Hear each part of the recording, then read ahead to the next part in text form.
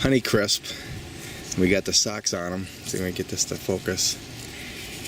And I think that if we, and I'm just learning all this myself, you know. I think if we kind of loosen up that sock around the apple, then we don't get the pest damage. But if we let that apple grow and get it really tight, I think sometimes, like right here, look at it, they'll lay on the outside of it, and maybe something gets through that sock. Like here's one that's really tight too, and there's a little bit. Oh no, I just broke it off of there. That kind of sucks. But this is how we tie it up with a twisty tie on the apple. It looks pretty clean actually. We got a whole bunch of them here in a row. They're nice and clean. This is kind of the worst of what could happen here. That's how bad the pests infect these apples, and then this is a defense mechanism of the apple. Now some of the pests get in and actually eat the seeds, so then it can't reproduce. I think that's what those really bad ones, when they really curl up, that's what they're trying to do, is protect their seed.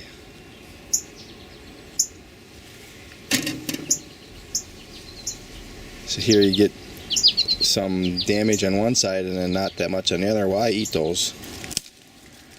Look at how damaged that apple is there. And we've got the coddling moth, and we've got the apple maggot fly, and we've got the plum curculio bee. But then something really interesting is we didn't get these covered here, and they're covered by hazelnut leaves. I got a hazelnut bush right here. There's some below, some above. This is below and that's above.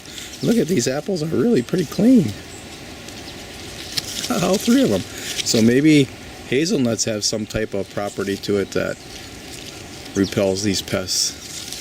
We've speciated these trees so that we like to eat them. And what we've done is we speciated their defenses out so that we would like to eat them. Well, now everything else likes to eat them too. That's our problem.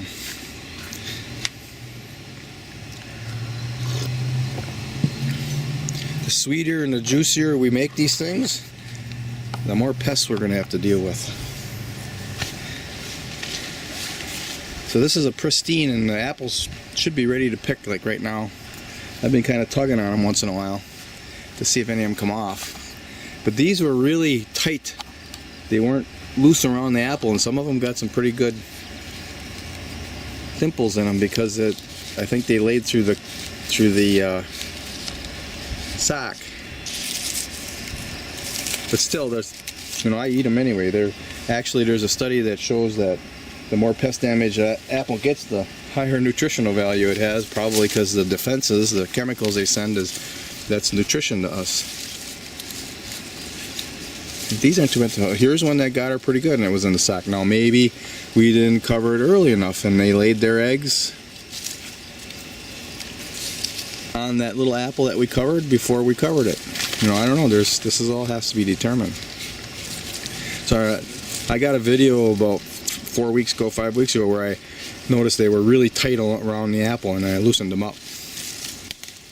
And I was thinking maybe because they were really tight is the reason why they were laying. Like right here, they laid right through it. Oh, there's a hole. There's even a hole right there. So this isn't foolproof, but you can see there's nice apples in here. It's working to minimize it without a doubt. This one I don't think has any. I don't feel anything anywhere around the apple. Looks pretty clean.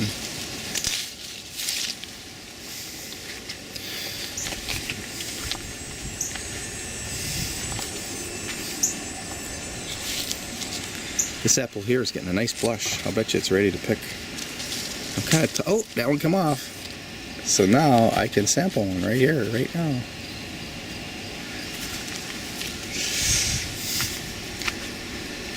See, I prop this up in here. I got a forked stick here. I don't have a tripod. Ah, it worked. The only problem is now I got to hold my hand up.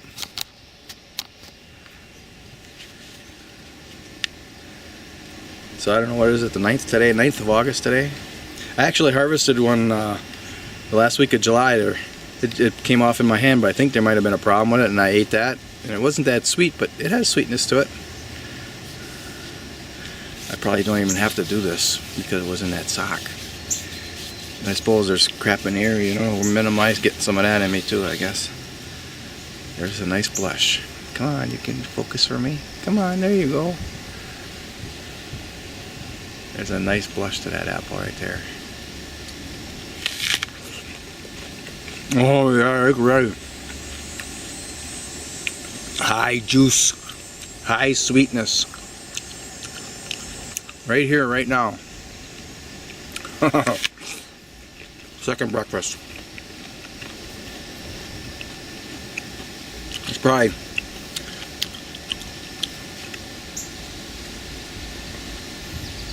probably 25, maybe 30 apples that were covered here.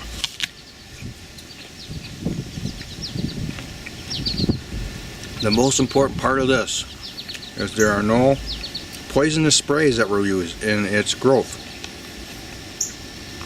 This is as good as it gets right here.